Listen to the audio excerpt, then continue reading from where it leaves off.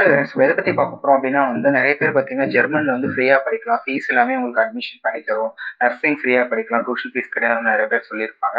So உங்களுக்கு ஜெர்மன்ல பார்த்தீங்கன்னா, tuition fees இல்ல தான். பட் ஆனா ஜெர்மன்ல பார்த்தீங்கன்னா, உங்களுக்கு நெறைய காஸ்ட் ஆஃப் எக்ஸ்பென்ஸ் நெறையா இருக்கும். பிளஸ் வந்து உங்களுக்கு இங்கருந்து நீங்க வந்து ஜெர்மன் போறப்போ, உங்க பேங்க்ல ஒரு ஸ்டேட்மெண்ட் காட்டணும். ஒரு அமௌண்ட் போட்டு.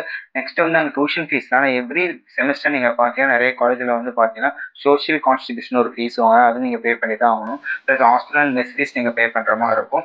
அதர் தென் பார்த்தீங்கன்னா, உங்களுக்கு வந்து ஜெர்மன்ல பார்த்தீங்கன்னா, நெறைய எக்ஸ்பென்சஸ் மாரி உங்களுக்கு இருக்கும். ஸோ ஒரு கண்ட்ரில வந்து ஒரு விஷயத்த ப்ரமோட் பண்றாங்கன்னா, ஃபுல் ஆஃப் லிவிங் காஸ்ட்ல இருந்து பிளஸ் உங்களோட ஃபுட் அண்ட் அக்காமடேஷன் இது எல்லாத்தையும் வந்து ப்ராப்பரா கேட்டுட்டு அட்மிஷன் போடுங்க. ஸோ டியூஷன் ஃபீஸ் மட்டும் ஃப்ரீன்றதுக்காக மட்டும் அட்மிஷன் போட்டு தவறாக தெரியல.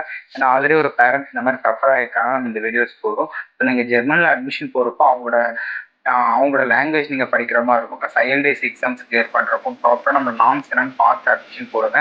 நீங்க அங்க படிக்கிறது அதுக்கு நீங்க இங்கேயே இந்தியாவிலே ஒரு நல்ல காலேஜா வந்து பார்த்து பெஸ்ட்டா படிக்கலாம். ஸோ உங்களுக்கு ஒன்று ஏதாவது வந்து டவுட் இருந்தா நீங்க இந்த கான்டாக்ட் பண்ணுங்க. தேங்க்யூ.